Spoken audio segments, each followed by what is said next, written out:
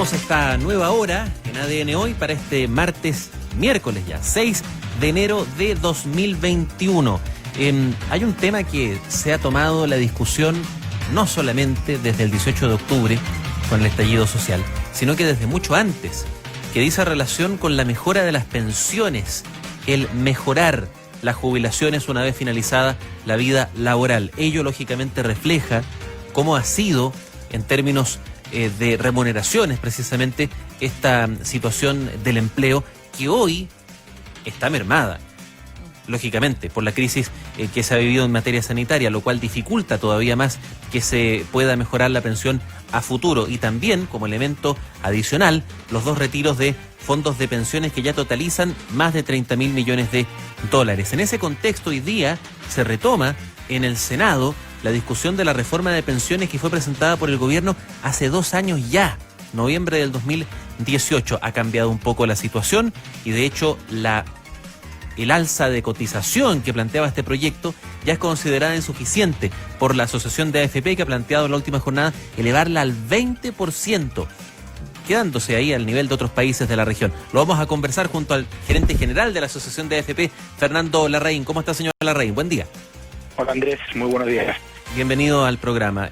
Fernando, ¿cuál es la situación que subyace a esta propuesta de elevar al 20% la cotización y no al 16% como plantea el proyecto del gobierno? Sí, lo que pasa, Andrés, es que la situación previsional de los trabajadores y trabajadoras de nuestro país al principio del 2020 o el 2019 era muy distinta a lo que es hoy día. Y eso se da principalmente porque durante el 2020 hubieron 2 retiros de fondos previsionales que tuvieron un efecto grande en las pensiones de los trabajadores. Por lo tanto, para poder mantener un nivel de pensiones similar al que se quería mantener antes de estos retiros, la tasa de cotización debiera estar en torno o cercana al 20%, que además es lo que tienen los países de la OECD o países que tienen sistemas previsionales los cuales uno quisiera poder acercarse. Por lo tanto, cualquier discusión que haya de cambio al sistema previsional tiene que incorporar la realidad y el contexto en el cual estamos hoy día, que tal como tú lo dijiste al principio, es un contexto en donde hay un desahorro por parte de las pensiones de 30.000 millones de dólares. Ahora, Fernando, ¿por qué no se planteó antes un aumento al 20%, considerando que ya la situación de bajas pensiones se ha diagnosticado hace largo tiempo? Sí, efectivamente, Andrés, nosotros cuando fue la discusión de la Comisión Bravo y en distintas instancias en las cuales hemos sido invitados en el Congreso o en seminarios, siempre hemos propuesto que la tasa de cotización tiene que elevarse a cifras en torno a los países de la OECD, que es entre 18 y 20%. Ahora, hoy día esto se hace mucho más latente producto de los 2 retiros, pero me gustaría que hacer un alcance que creo que es bien importante. Uno de los grandes desafíos de nuestro sistema previsional tiene que ver con la cobertura, es decir, que los trabajadores coticen y trabajadoras coticen durante un periodo de tiempo lo suficientemente largo, porque si nosotros tenemos una tasa de cotización que es del 10%, del 15% o del 20%, pero las personas no cotizan, entonces esa tasa de cotización no sirve. Por lo tanto, también es fundamental acá reducir las lagunas previsionales y que todo tipo de trabajadores honorarios, trabajadores por cuenta propia, gente del mundo del emprendimiento, todos coticen de manera tal de construir pensión en el futuro y también tener cobertura en casos de seguro, por ejemplo, el seguro invalidez y sobrevivencia y otras cosas. Sí, estamos conversando con el presidente de la Asociación de AFP, Fernando Larraín. Fernando, una consulta porque acá para ver cómo se materializaría esta propuesta de ustedes.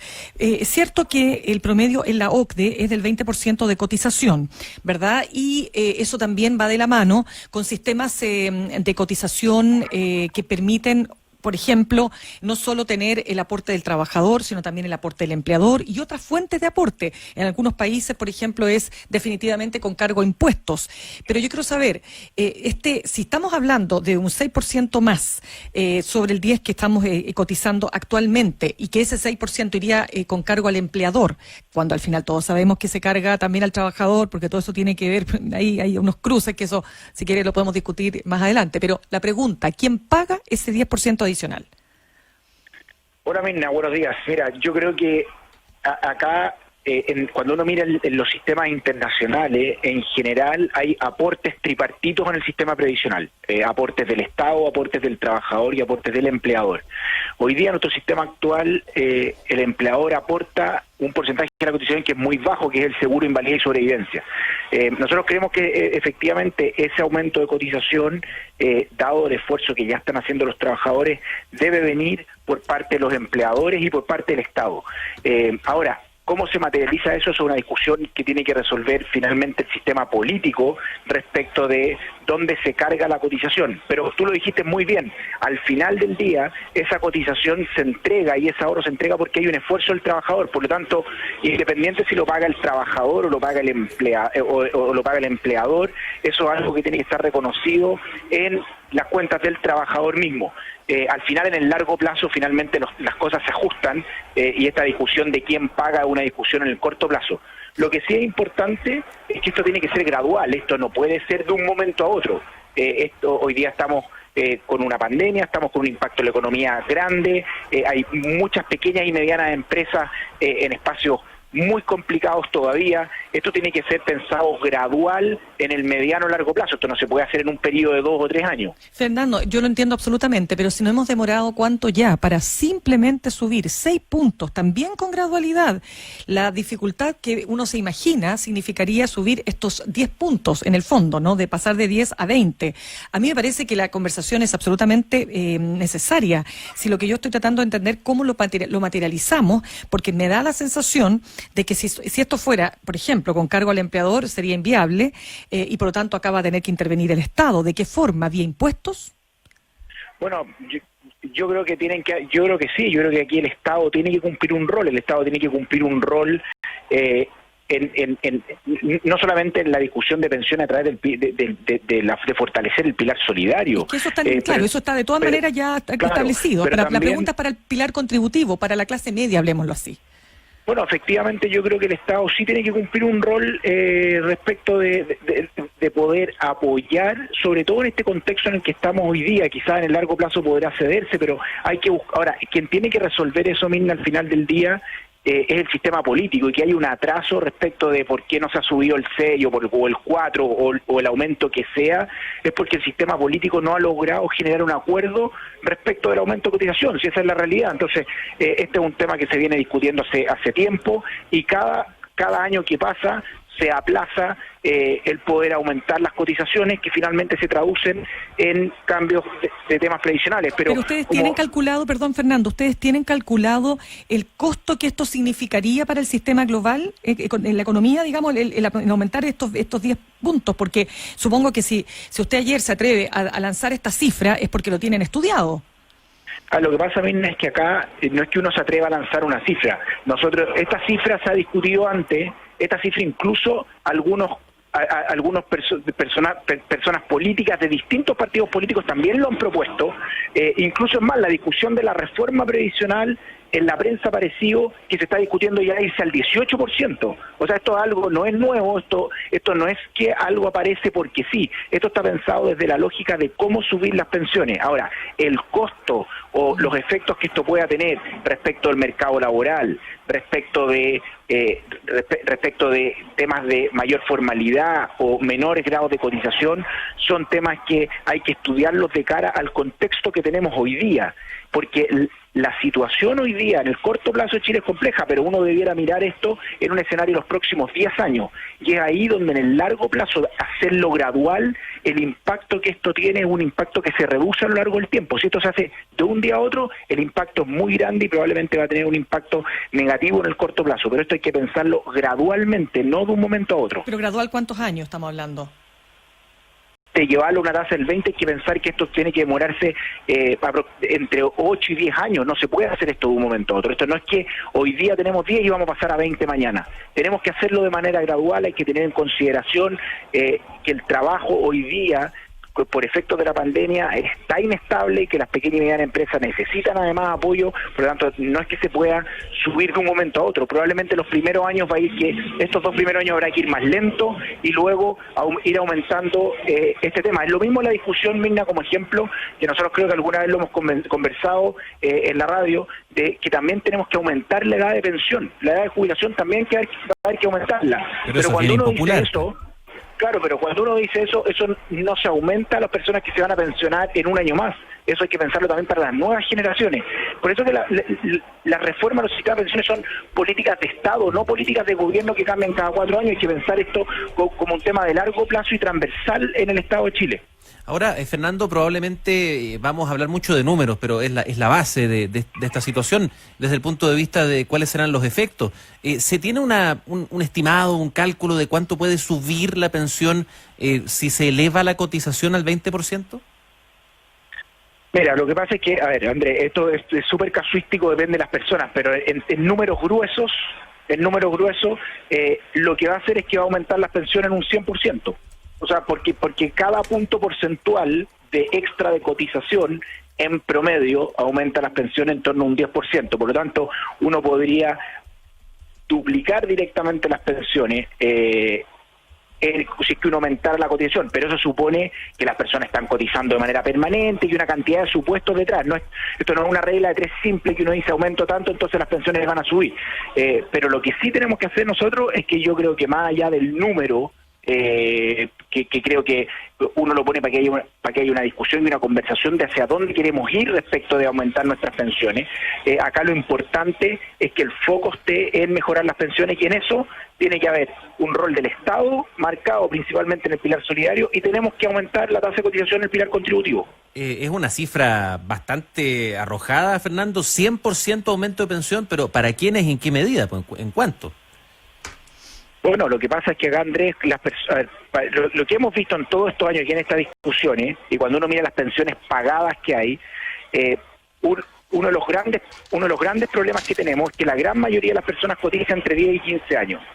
Si las personas cotizan entre 10 y 15 años, van a recibir una pensión bastante más baja de lo que las personas esperan, porque efectivamente no hay una cotización suficiente. Ahora, si yo estoy recibiendo una pensión de 100, cotizando el 10, si sigo trabajando los mismos años que tenía trabajando antes y ahora en vez de cotizar 10, cotizo 20, estoy ahorrando el doble y por lo tanto la pensión pasa a ser el doble. Sí, porque puede surgir, por cierto, la duda que esto se va a dar, por ejemplo, en los que están comenzando hoy a cotizar y progresivamente se va a llegar al 20%. Bueno, a ver, yo estoy pensando, lo que estoy pensando yo es cómo se resuelve el tema previsional en el mediano largo plazo. Efectivamente, para que esto funcione tiene que estar en régimen, y en régimen, claro, una persona que hoy día tiene 50 años, por ejemplo, es muy probable que si hubieran cambios de esa tasa de cotización, esa persona no la va a ver directamente relacionado porque no va a haber alcanzado a ahorrar lo suficiente con esa nueva tasa. Y efectivamente, en ese caso particular, la pensión no va a aumentar en la magnitud que estamos conversando, va a aumentar muchísimo menos. Por eso que acá hay una transición, esto hay que hacer gradual, hay que pensar en cómo se resuelve el problema para la generación actual, para la generación que está trabajando hoy día y para las generaciones futuras. Sí, estamos conversando con el gerente general de las AFP, Fernando Larraín. Fernando, si lo que nosotros tratamos de entender acá es que aquí hay dos mundos. Uno, aquel que está recién entrando en el mercado laboral, ¿no es cierto? Y que tiene, por supuesto, una proyección X. Versus el mundo, o 3 mundos, hablemoslo así. Aquel que le quedan algunos años para jubilar y el mundo que está jubilado. El que está jubilado, ya sabemos las condiciones, en condiciones bastante malas por todo lo que ya se ha discutido hasta la saciedad. Porque hay lagunas, porque el mercado laboral no conversa con el sistema, porque la cotización es muy baja, porque la gente vive más, etcétera, etcétera. Entonces, yo quiero saber hoy día, Fernando, está bien esto de aumentar al 20%, pero ¿cómo logramos mejorar las pensiones para las personas hoy día? No estoy hablando del pilar solidario, que naturalmente también tiene que mejorarse y se mejoró ahora, de hecho, una parte. Estoy pensando en la gente que, habiendo cotizado 30 o más años, sin tener incluso lagunas, sigue teniendo pensiones muy bajas porque sus salarios son bajos, porque el sistema, insisto, laboral no conversa, Fernando, con el sistema de pensiones que existe actualmente en Chile. Bueno, en ese caso, Mirna, tanto la presidenta Bachelet como el presidente Piñera enviaron un proyecto en donde ese tema está abordado. Uno puede querer abordarlo de una manera más profunda, pero está abordado en la lógica en donde el Estado efectivamente se hace cargo y a esas personas en las cuales tienen espacios de cotización más largos reciben un suplemento a su pensión, que creo que es algo que es positivo y creo que hay que avanzarlo. Hay que, en esos casos, las personas que cotizaron más de 30, 35 años, de manera de aumentar la pensión y para poder hacerlo hoy día, porque efectivamente, claro, no van a alcanzar a contribuir lo suficiente, efectivamente ahí hay un rol y tanto, como te digo, la presidenta Bachelet como el presidente Piñera enviaron ambos un proyecto que aborda esa discusión, pero acá quien tiene que zanjar esa discusión es el sistema político. Sí, lo que pasa es que ahí justamente, Fernando, entramos de nuevo a lo que ha significado solo esta reforma a las pensiones. Llevamos ¿cuántos años? Solo para, y partiendo de la base que al comienzo la primera reforma que propone la presidenta Bachelet fue sumamente resistida, eran 5 puntos.